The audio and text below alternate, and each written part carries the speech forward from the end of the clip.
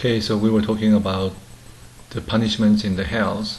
So the tongues of the sinners were pulled out by the iron thongs, and their intestines are sewn up, and then the molten steel, melted steel or iron liquid is poured into their mouth. Hot iron wires are used to bind their bodies. Sinners suffer according to their evil actions by encountering innumerable births and deaths for kalpas and kalpas without any hope of escape. So it's just continuous incarnation, transmigration into human form and other forms, endlessly for eons of time, without any possibility of escape.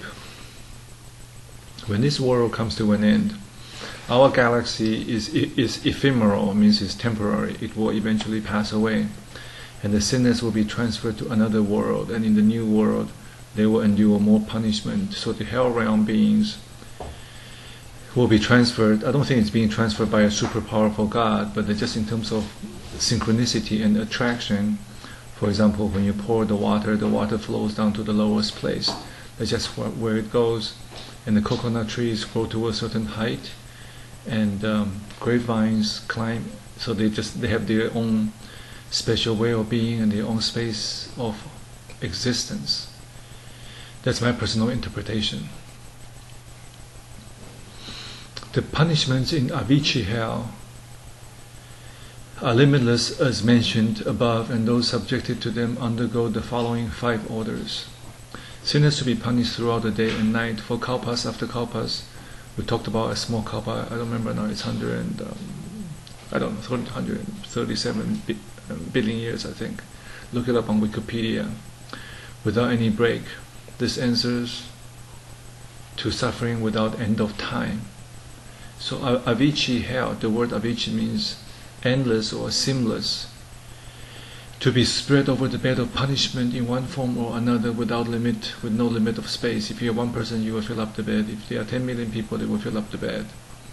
Suffering without limit as in the use of weapons for punishment, such as iron fork, iron stick, iron snake, iron eagles, foxes, dogs, saws, hammers, pens, wires, ropes, asses, horses, balls, melted iron, as well as various kinds of iron weapon.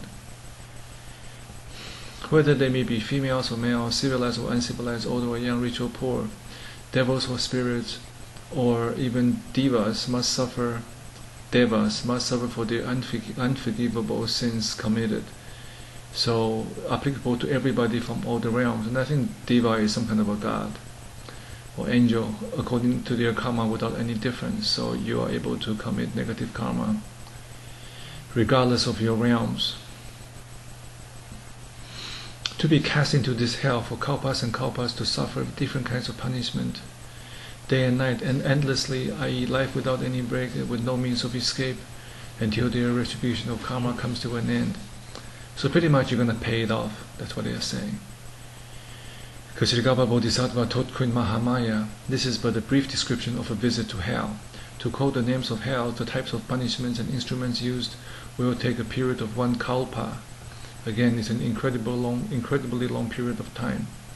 After listening to Kshitigarbha's disclosure, Queen Mahamaya, the mother of Shakyamuni Buddha, retreated respectfully with clasped hands and was saying in great sorrow. So we're in chapter 4.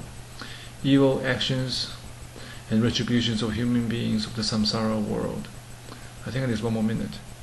At that time, Kshitigarbha Bodhisattva told Shakyamuni Buddha, honored one of the world, only through your transcendental power am I then able to have transformations throughout millions and millions of universes to enlighten suffering beings to real salvation. Again, the millions and millions of universes has been proven by the Hubble, Hubble, telescope on YouTube.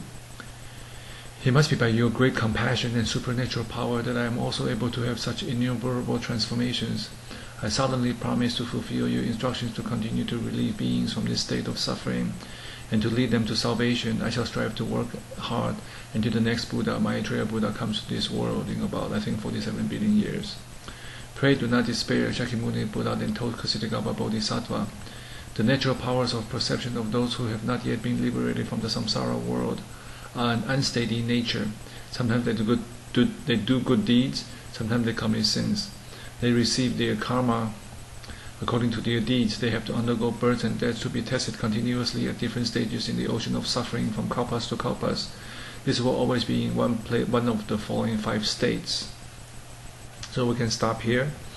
So basically, Kachitagaba Bodhisattva is talking to the Buddha saying, thank you very much for your guidance and your power and your blessing. I'm able to provide liberation and help to different beings in different universes and different systems. And Kachitagaba Bodhisattva said to the Buddha, don't worry about it, I will look after them until the next Buddha comes.